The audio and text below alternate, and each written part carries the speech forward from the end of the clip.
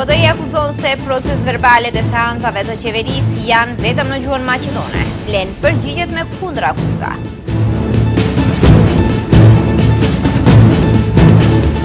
Prokuroria ka ndarë detajet të reja të aksidentit në Radishan. Kërkohen masa kujdesi për pjesëmarrësin e tretë në aksident.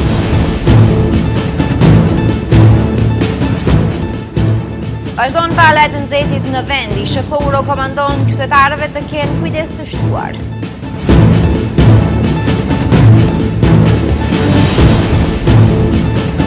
Deklarata e Zelenskit për mosnjohjen e pavarësisë së Kosovës ka nxitur reagime në Kosovë dhe Shqipëri.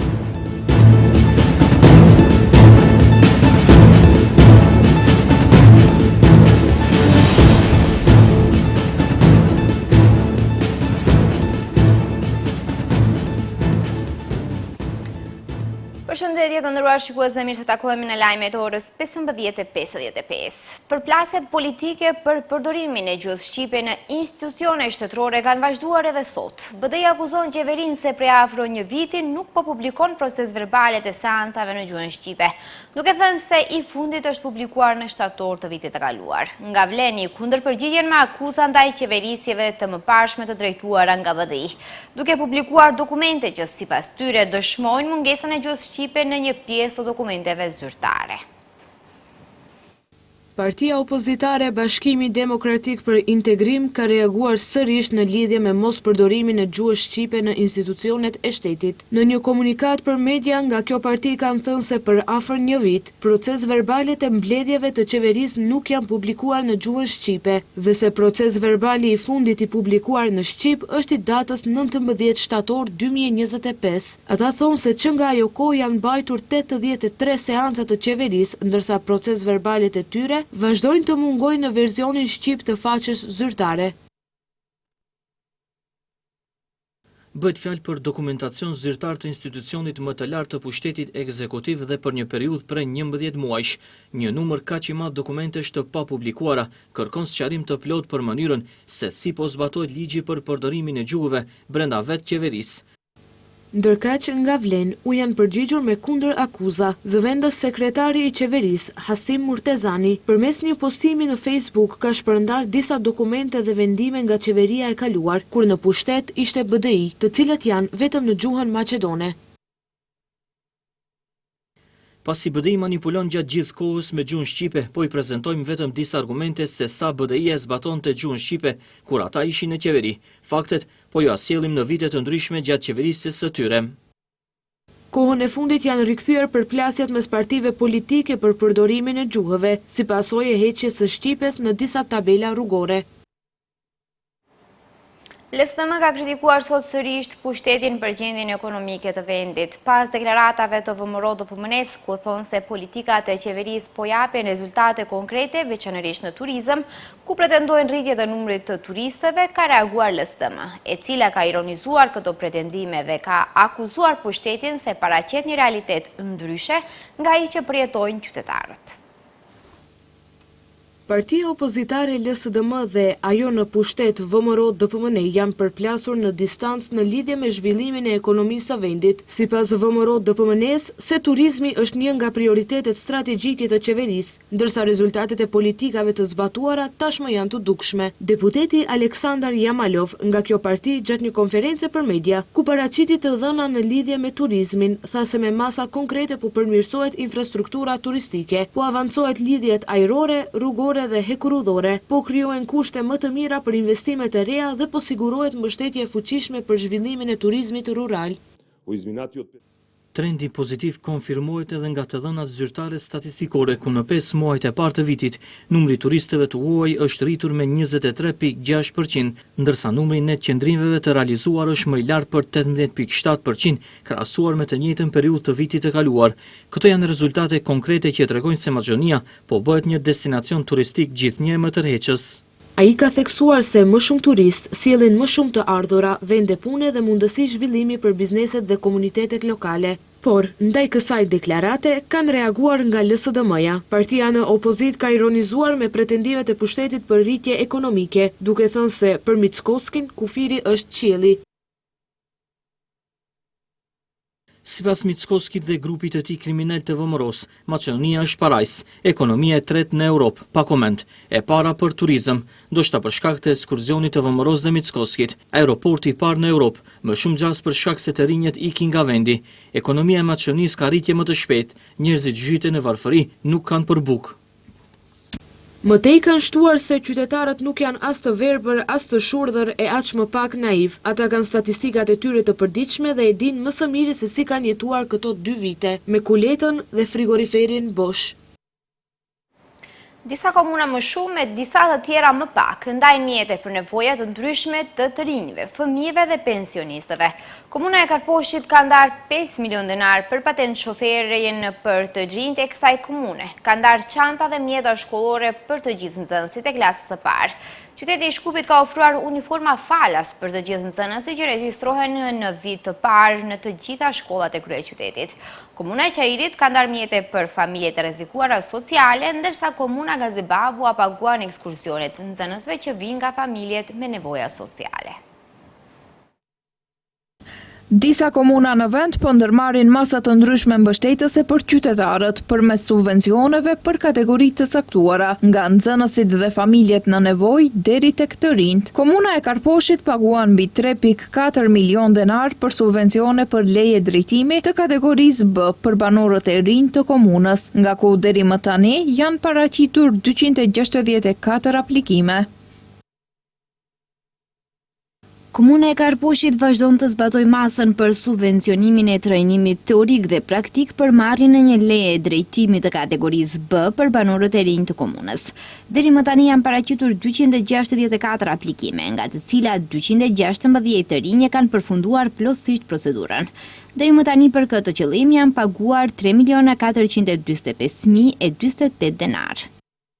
Për zbatimin e masës janë siguruar gjithsej 5 milion denar, ndërsa thirrja publike mbetet e hapur deri në fund të vitit 2026, ose derisa të shterohen fondet e planifikuara. Kjo komunë po ashtu ka ndarë çanta dhe mjete shkollore për të gjithë nxënësit e klasës së parë pa përjashtim. Ndërkaq që nxënësit nga familjet me të ardhura të pakta nga komuna e Gazibabës do të mund të marrin pjesë falas në ekskursione shkollore. Atyre kjo mundësi do t'u jepet në mënyrë që asnjë fëmijë të mos mbetet jashtë për shkak të arsyeve financiare. Komuna informoi se masa është pjesë e aktiviteteve të tyre për të mbështetur familjet që kanë më shumë nevojë për ndihmë dhe për të ofruar mundësi të barabarta për të gjithë nxënësit.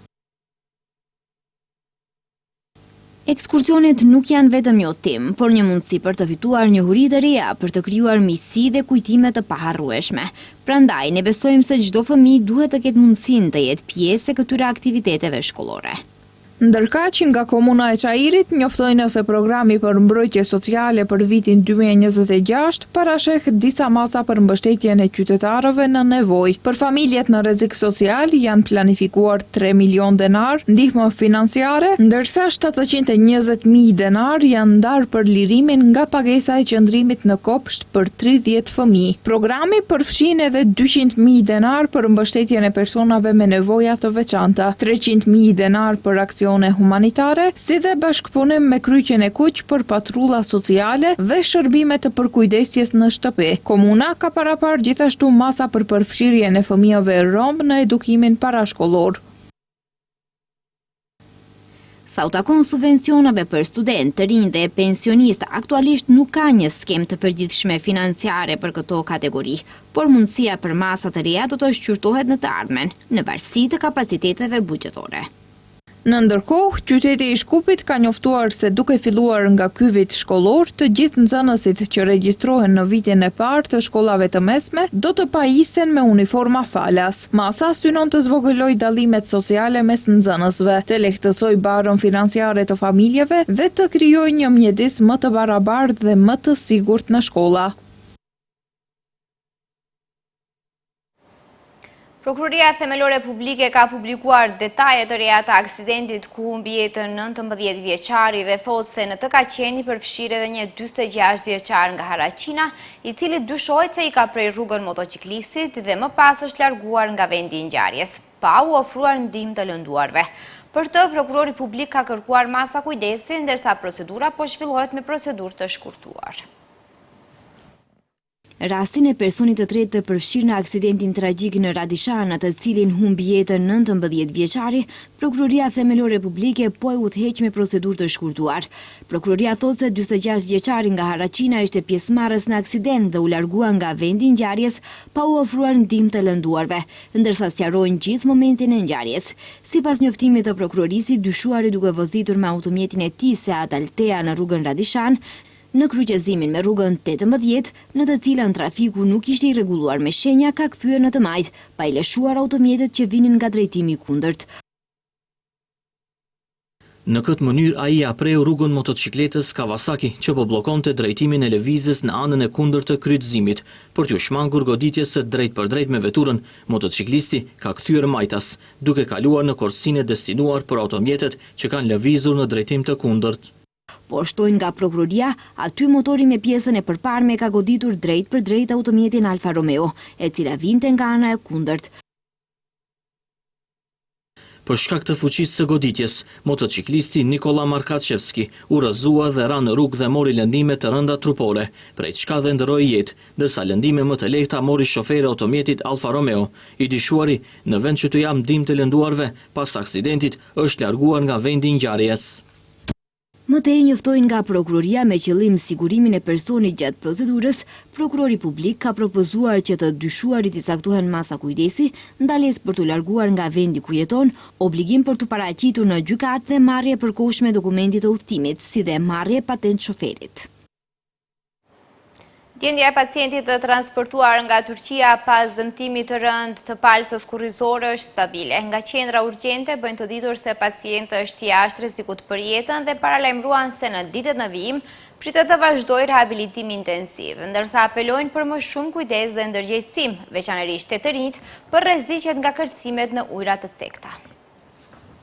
Drejtori i klinikës, Igor Mergjanovski, ka njoftuar se pacienti i cili u transportua nga Turqia pas një dëmtimi të rënd të palcës kurrizore është në gjendje stabile. Ai bëri të ditur se parametrat jetësor janë mirë dhe se pacienti është jashtë rrezikut për jetën. Mergjanovski po ashtu tha se pacienti është i vetëdijshëm, komunikues, merr frymë në mënyrë të pavarur dhe tashmë ka filluar të ushqehet. Gjithashtu, në njësinë e kujdesit intensiv po zhvillohet edhe terapi fizikale. Pacienti është në gjendje të mirë, parametrat jetësore janë stabil, dje kishte temperaturë të ngritur, por të gjitha analizat e kryera rezultuan negative për infekcion.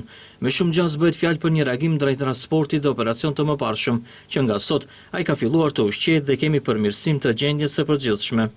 Sipas tij, gjatë javës së ardhshme, pritet që pacienti të transferohet në repartin e traumatologjisë, ku do të vazhdojë rehabilitimin intensiv dhe më pas në një qendër të specializuar për rikuperimin e mëtejshëm. I pyetur nga gazetarët nëse gjatë kësaj vere janë regjistruar raste të lëndimeve të rënda si pasojë e kërcimeve në ujëra të cekëta, Mergjanovski tha se këtë vit në klinik nuk janë trajtuar pacient me lëndime të tilla, përveç pacientit që u lëndua në Turqi. Ai theksoi se fushatat parandaluese për sjellje të sigurtë të rinjët duhet të vazhdojnë me qëllim rritjen e ndërgjegjësimit si te fëmijët ashtu edhe te prindërit.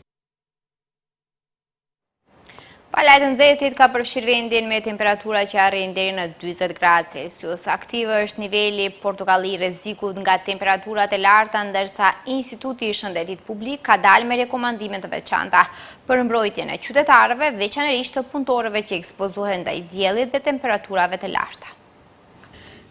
Moti përvlues ka përfshirë vendin këtë fundjavë me temperatura deri në 40 gradë Celsius. Drejtoria për punë hidrometeorologjike informoi se është aktiv niveli portokalli i rrezikut nga temperaturat të larta. Për këtë arsye, Instituti i Shëndetit Publik ka dalë me rekomandime konkrete për mbrojtjen e punëtorëve dhe kategorive më të ndjeshme të qytetarëve. Punëtorët që punojnë në ambiente të hapura apo në hapësira të mbyllura me temperatura të larta janë ndër kategoritë më të rrezikuara gjatë valeve të nxehtit. ISHP rekomandon masat e veçanta për mbrojtjen e tyre, veçanërisht kur puna përfshin ekspozim të drejtë për drejtë në diell, temperatura të larta ose sforcim të madh fizik. Sipas ISHP-s, punëdhënësit duhet ta përshtatin organizimin e punës me kushtet e motit në periudhën nga ora 11 deri në orën 17, kur ngarkesa termike është më e madhe, rekomandohen pushime më të shpeshta, rotacioni punëtorëve dhe kur është e mundur, zhvendosja e aktiviteteve fizike në orët më të freskëta të ditës. Punëtorët duhet të marrin masa mbrojtëse gjatë ditëve me temperatura të larta. Rekomandohet konsumimi i mjaftueshëm i ujit, shmangja e alkoolit dhe kafeinës së tepërt, si dhe përdorimi i veshjeve të lehta dhe mbrojtëse nga dielli. Në rast dyshimi për goditje nga nxehtësia, ISHP rekomandon thirrjen e menjëhershme të ndihmës mjekësore në numrin 194 ose 112. Deri në ardhjen e ekipeve mjekësore, personi duhet të dërgohet në një hapësirë të freskët, të ftohet me ujë dhe kompresa të ftohta dhe të mbahet në nënvëzhgim. Ndërkaq, Drejtoria për Punë Hidrometeorologjike paralajmëron se do të mbajë mot me diell dhe shumë të nxehtë, me vranësira të vogla deri në të moderuara gjatë ditës. Nesër gjatë orëve të pasdites do të ketë zhvillim lokal të vranësirave të paqëndrueshme me rreshje shiu dhe shfaqje të bubullimave. Zjarret vazhdojnë të mbajnë në alarm vendi, ndërsa temperaturat përvoluese rrisin edhe më shumë rrezikun për përhapjen e flakëve. Në 24 orët e fundit janë regjistruar 25 zjarre në hapësira të hapura, 2 prej të cilave vazhdojnë të jenë aktive. Autoritetet apelojnë për kujdes maksimal pasi temperatura që në disa zone pritet të arrijnë deri në 40 gradë Celsius, krijojnë kushte të favorshme për shpërthimin dhe përhapjen e shpejtë të zjarreve.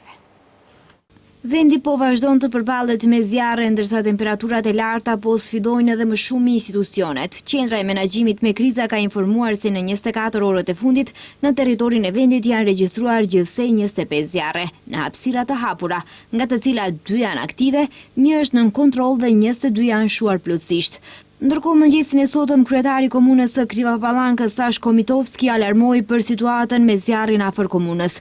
Përmes një video mesazhi në Facebook njoftoi se deponia e mbeturinave komunale që ndodhet në afërsi të komunës po digjet për më shumë se 15 orë. Gjatë natës, pra për më shumë se 15 orë jemi këtu, shërbimi i zjarfikësve nga Krivapallanka, punonjës të ndërmarrjes publike komunalec, na erdhën në ndihmë nga komuna jon Fqinje Rankovcës dhe disa kompani gjithashtu ju bashkuan aksionit me iniciativën e tyre. Ajo që mund të them është se zjarri është i madh dhe në shkallë më serioze, dhe përveç shuarjes së tij me ujë, nevojitet edhe një sasi më e madhe materialit prej dheu. Ndërkohë, për shkak të paralajmërimit të meteorologëve për rritje të temperaturave, drejtori i Qendrës së Menaxhimit me Kriza Muhamet Ali bëri apel për kujdes, sepse siç tha, në këtë mod të nxehtë mund të ketë rritje të rrezikut për shfaqjen dhe përhapjen e shpejtë të zjarreve në hapësira të hapura dhe të zjarreve pyjore me intensitet shumë të lartë. Në kushtet e temperaturave të larta dhe rrezikut të shtuar nga zjarret, u bë apel qytetarëve për kujdes të veçantë dhe sjellje të përgjithshme, veçanërisht gjatë qëndrimit dhe lëvizjes në natyrë. Çdo pakujdesi mund të shkaktojë zjarr, i cili në këto kushte atmosferike mund të përhapet shumë shpejt dhe të përfshisë sipërfaqe të mëdha. Qendra për menaxhim me kriza, ashtu ai, vazhdon monitorimin e vazhdueshëm të situatës, si dhe informimin në kohë dhe koordinimin e institucioneve kompetente. Sipas Drejtorisë për Punë Hidrometeorologjike, temperaturat ditore në disa vende do të arrijnë 40 gradë Celsius, ndërsa temperaturat e larta shtuan ata do të vazhdojnë edhe gjatë natës.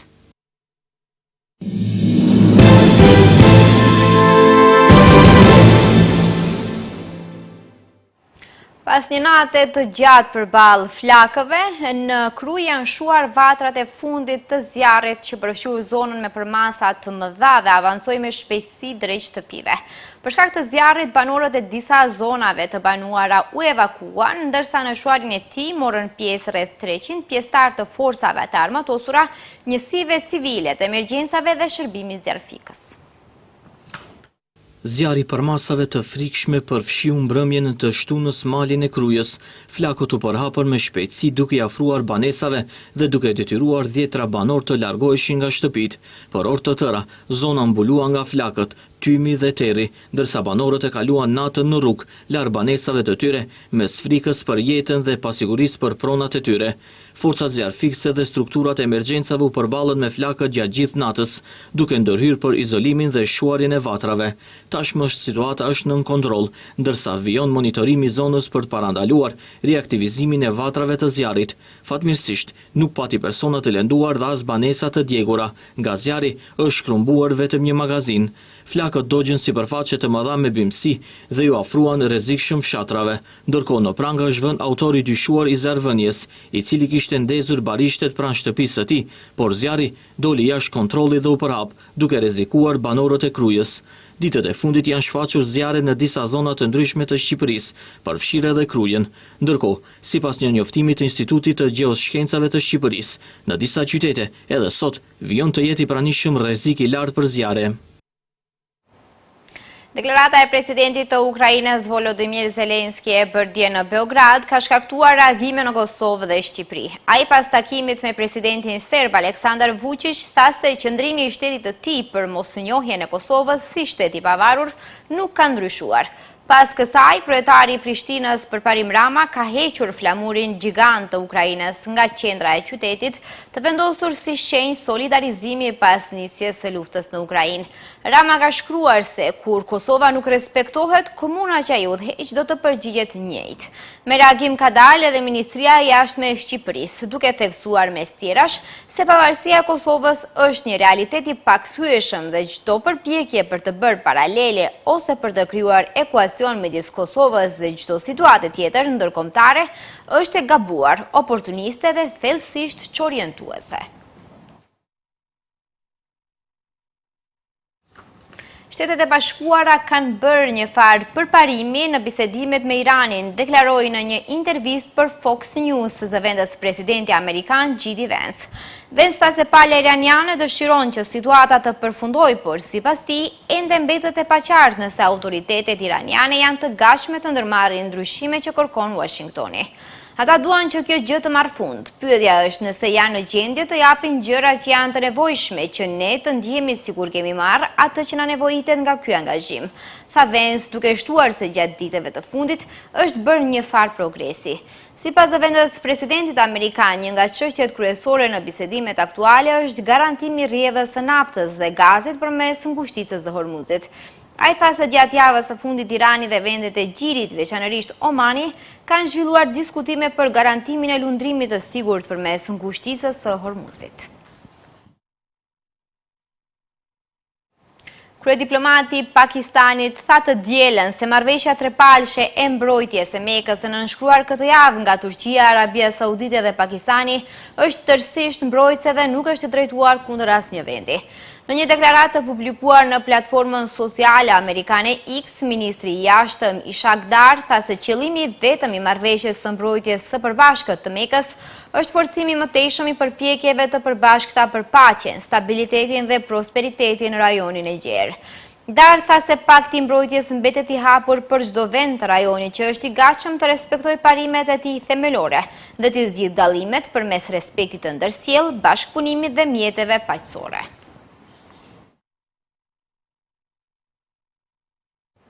Shikues të nderuar, këtu është fundi lajmeve, ndërsa bashkë do të shihemi në edicionin qendror. Deri atëherë, miru takofshim.